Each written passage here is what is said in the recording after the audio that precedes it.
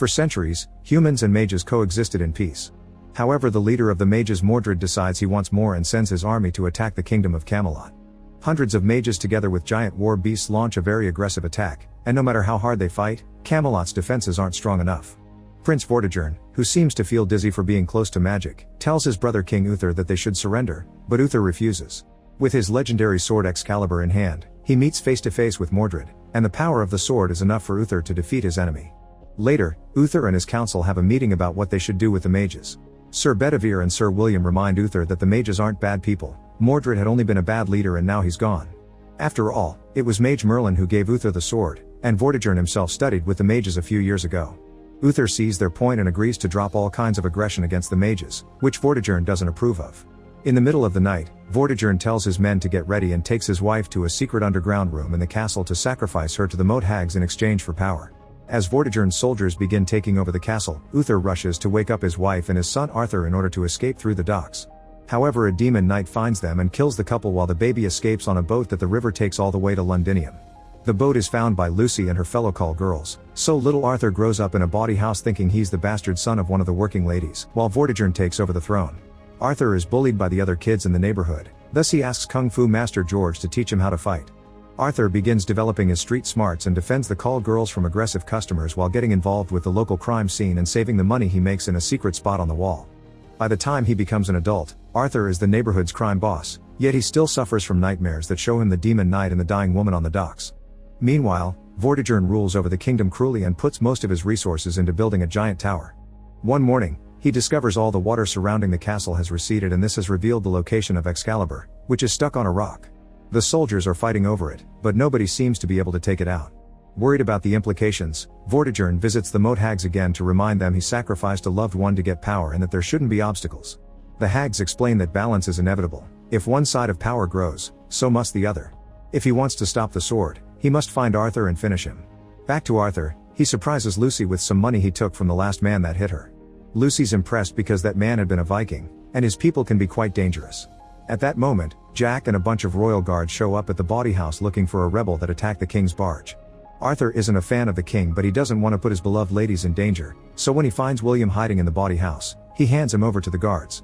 Then Jack asks for a private meeting with Arthur and his childhood friends Tristan and Backlack, wanting to know what's going on.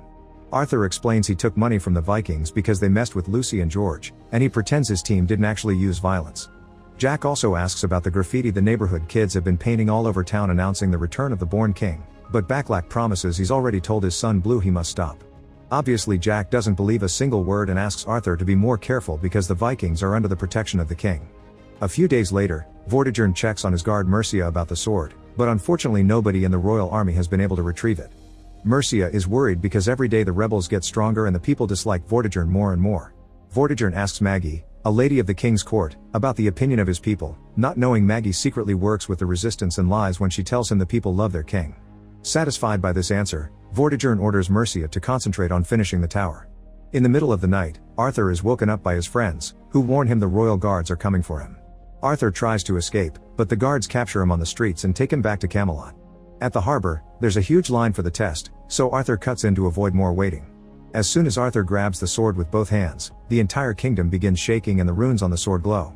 To everyone's surprise, Arthur takes the sword out of the rock, but the power overwhelms him so much that he passes out. Later, Arthur wakes up in a cell with Vortigern. The king explains that the sword proves Arthur is Uther's son, but Arthur denies it, saying he's just a call girl's bastard that doesn't want anything.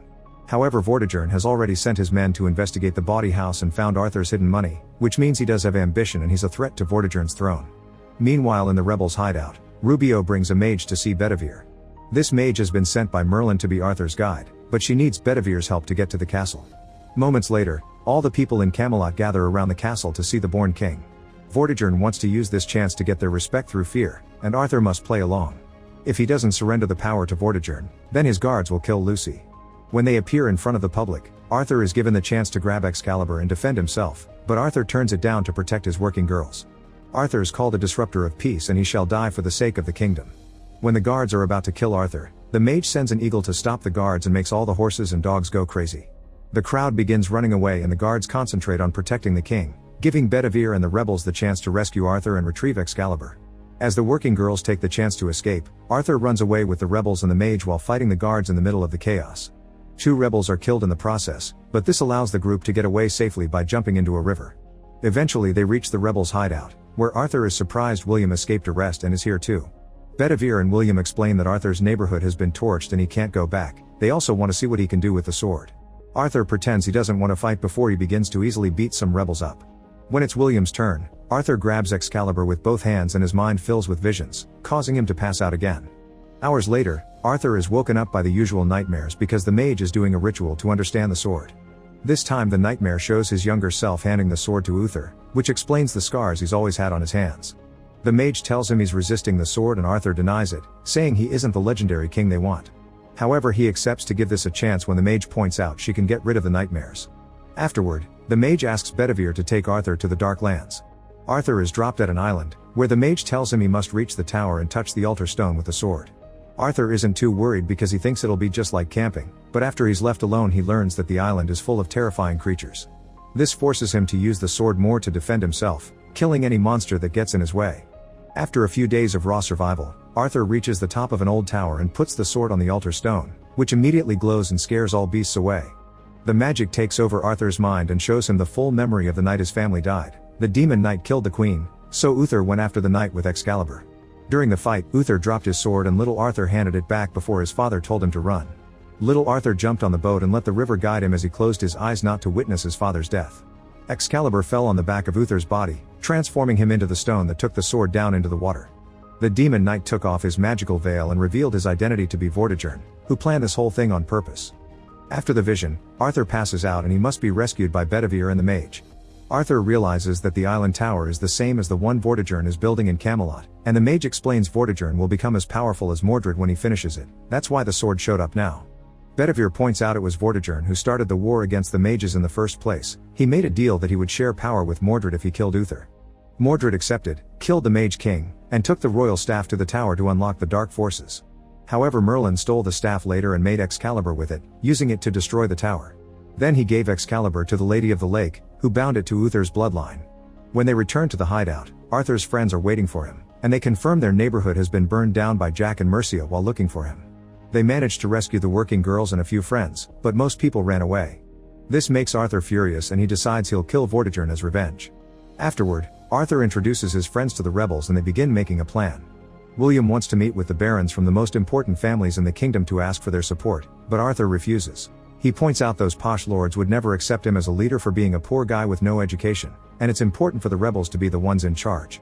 Instead, Arthur proposes to lure Vortigern out of the castle and make him come to Londinium by hurting what he cares about the most, the tower. They begin by sinking the barges carrying the supply of stone and blocking up the river. Then they use William's information on the king's transportation routes to rescue all the kids that are being used as slaves. One of the working ladies knows the man that supplies brandy to Vortigern's favorite palace, so they use it to blow up the premises. All this forces Vortigern to make a deal with the Vikings, even if means accepting shady terms. Before leaving, the Vikings show worry over Vortigern losing his power because they also heard rumors about the born king.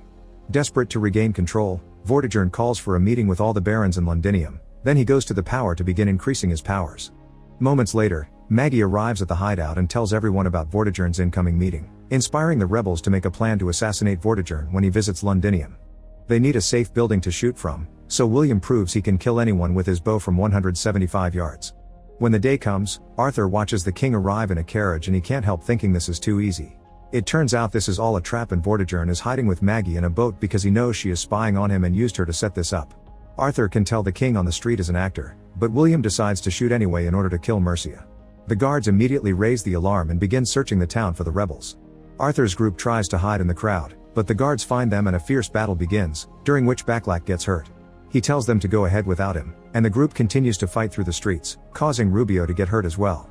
Rubio stays behind too to distract the guards while the group sneaks into George's school because he has a secret tunnel they can use to escape. However, everyone here refuses to be running cowards and they stay to fight. The guards burst in and a huge battle begins during which the mage tries to help by commanding her birds. Her plan doesn't work and she gets captured, which makes Arthur so angry that he grabs Excalibur with both hands and defeats the entire army in a matter of seconds. This demonstration of power is seen by the neighbors through their windows. Afterward, the rebels hide in a safe house and decide to wait until dark for Backlack and Blue. On the streets, people are starting to riot because the story of Arthur's powers is spreading, yet Arthur still doesn't want to lead. Hours later, Blue brings Backlack to the safe house, but Backlack knows he's dying and tells Arthur to leave without him. Arthur drags Blue away right before Vortigern arrives with his guards, who found the safe house when they follow the kid around. Backlack pretends to know nothing, but the interrogation is interrupted by Blue, who has come back because he refuses to abandon his father. Sensing the danger, Blue pretends he's just the cleaner and that he doesn't know Backlack. Vortigern doesn't believe him and cuts Backlack's ear as a test, causing Blue to start screaming. Arthur comes back and grabs a guard as a threat, so Vortigern responds by killing Backlack. This distraction allows Arthur to grab Blue and run to the boats. Now the rebels can finally escape safely. Afterward, Vortigern orders his guards to capture or kill any person that is trying to rebel on the streets.